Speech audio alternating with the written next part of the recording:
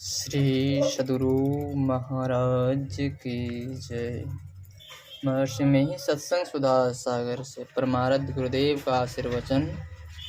प्रवचन संख्या 180। नशा सेवन से मस्ती खराब।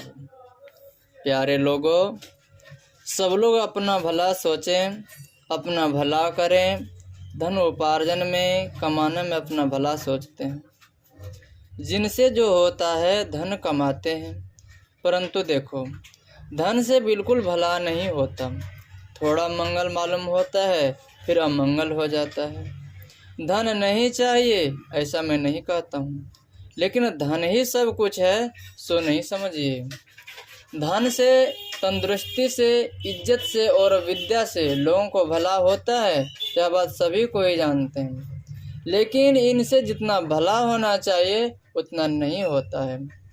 ये सब नहीं चाहिए सो बात नहीं है, लेकिन इसी सबसे सब तरह का भला होगा सो बात नहीं है। कभी कभी शरीर रहते ही धन नाश हो जाता है और प्रतिष्ठा चली जाती है। मस्ती खराब होने से विद्या काम नहीं देती। ये सब रहते हुए भी एक दिन शरीर छूटने पर सभी अपने आप ही छूट जाते हैं। संतों ने कहा ईश्वर का भजन करो सब भला होगा। इसका अर्थ यह नहीं है कि केवल सुमिरन भजन करो और संसार का काम नहीं करो, बल्कि संसार का काम भी करो और ईश्वर का भजन भी करो। इसलिए संत कबीर साहब ने कहा है कि सुमिरन की सुधियों करो, ज्यों गागर पनिहार, ज्यों गागर पनिहार। संत पलटू साहब ने भी पनिहारी की उपमा दी है।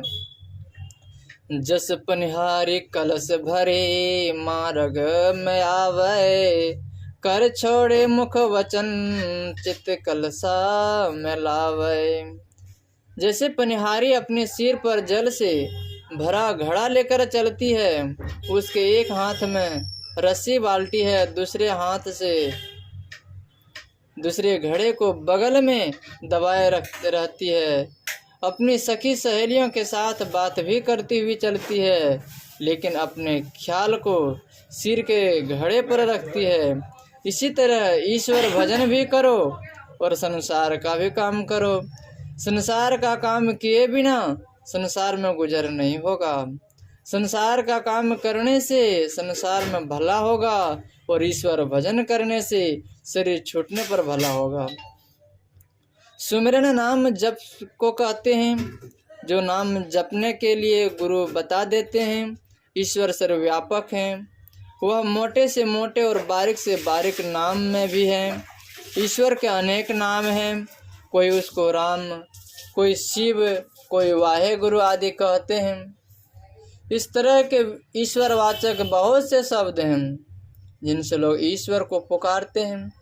एक तो मुंह से बोलते हैं और अक्षर में भी लिखते हैं। दूसरा प्रकार का है कि भीतर में शब्द होता है, वह अपने आप होता है, उसको बोला या लिखा नहीं जाता। जो गुरु के भेद से पाया जाता है उससे वह उस नाम को पाता है जो बारीक है। यह सबसे उत्तम है, लेकिन यह पहले किसी को नहीं आता। यह भी उत्तम है कि मन ही मन नाम जपो।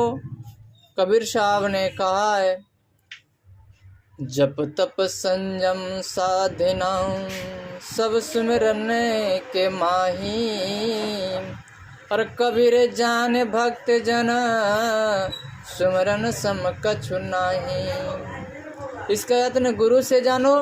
केवल नाम जपो और अपना आचरण अच्छा नहीं रखो तो नाम जपने में मन नहीं लगेगा।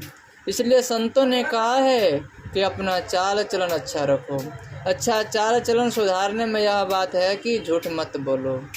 झूठ बोलने वाला छिप छिप कर पाप करता है और झूठ बोलकर उसको छिपाता है। सबसे बढ़िया है कि झूठ मत बोलो, चोरी नहीं करो, हिंसा नहीं करो। हिंसा नहीं करने का अर्थ है मांस मछली अंडा नहीं खाओ। हिंसा के बिना कोई मांस मछली नहीं खा सकता। व्यभिचार मत करो। वैदिक ढंग से विवाह का जो नियम है उसके अनुकूल विवाहित रहो। जो व्यभिचारी है उसका परमार्थ खराब हो जाता है। जो नशा लेता है उसका मस्तिष्क खराब हो जाता है। जो थोड़ा लेता है उसकी रजोगुनी बुद्धि रहती है। विशेष लेने वाले की बुद्धि तमोगुनी होती है, नहीं लेने वाले की बुद्धि सतोगुनी होती है। हम लोगों के जैसे यानी जितना हम लोग चावल खाते हैं, अंग्रेज लोग उतना मांस खाते थे, लेकिन अपने राज्य को ये बचा न सके। महात्मा गांधी अंडा, मांस, मछली कुछ नहीं खाते थे। उनका मस्तिष्क साग, सब्जी, मक्खन आदि से बना हुआ था। बुद्धि की लड़ाई हुई, अंग्रेज पार पा न सके। महात्मा गांधी जीत गए और अंग्रेज हार गए। बंदूक, तोप, गोले से लड़ाई नहीं हुई, बुद्धि से लड़ाई हुई और अंग्रेज हार कर भाग गए। महात्मा गांधी ईश्वर भक्त थे, उस भक्ति का बल भी उनको था। वे झूठ नहीं बोलते थे, वे बड़े अच्छे थे, वे भारत को अगुआ थे। उन्होंने जैसा कहा हमारे देश के लोगों ने वैसा किया और अंग्रेज भारत छोड़कर चले गए। रामायण में राम रावण का युद्ध क्या है? एक तरफ राम और दूसरी तरफ में रावण।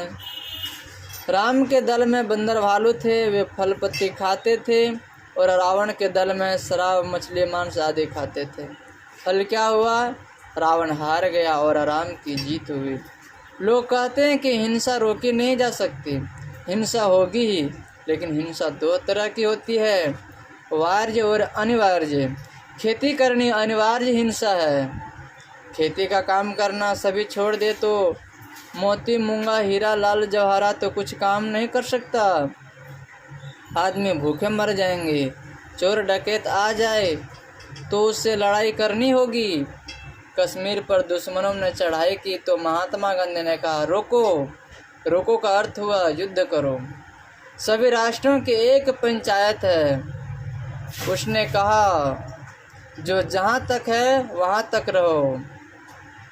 इस तरह देश की रक्षा में, घर की रक्षा में और खेती करने में अनिवार्य हिंसा होती है।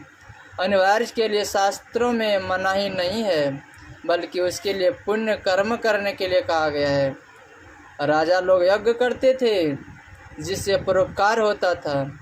अनिवार्य हिंसा का पाप नहीं होगा ऐसा तो नहीं कहा, लेकिन उसका प्रायश्चित बता दिया। मांस मछली खाए बिना लोग रहते हैं और रह सकते हैं, इसलिए संतों ने इसके खाने की मनाही की है। घर में रहो, कामकाज करो और ईश्वर का नाम भजन वर्णात्मक और ध्वन्यात्मक दोनों प्रकार से करो। ऐसा नित्य करते रहने से कभी न कभी अवश्य मुक्ति मिलेगी। आवागमन से छूटोगे, सभी दुखों से छूट जाओगे। रेशम दास जी ने सत्संग घर बनवाया, उनके पुत्रों ने उसको बढ़ाया। सुपुत्र अपने पिता के शुभ कर्म को बढ़ाते हैं और कुपुत्र उसको मिटते हैं। सब कोई मिलकर सत्संग कीजिए, नाम भजन कीजिए। श्री सद्गुरु महाराज की जय।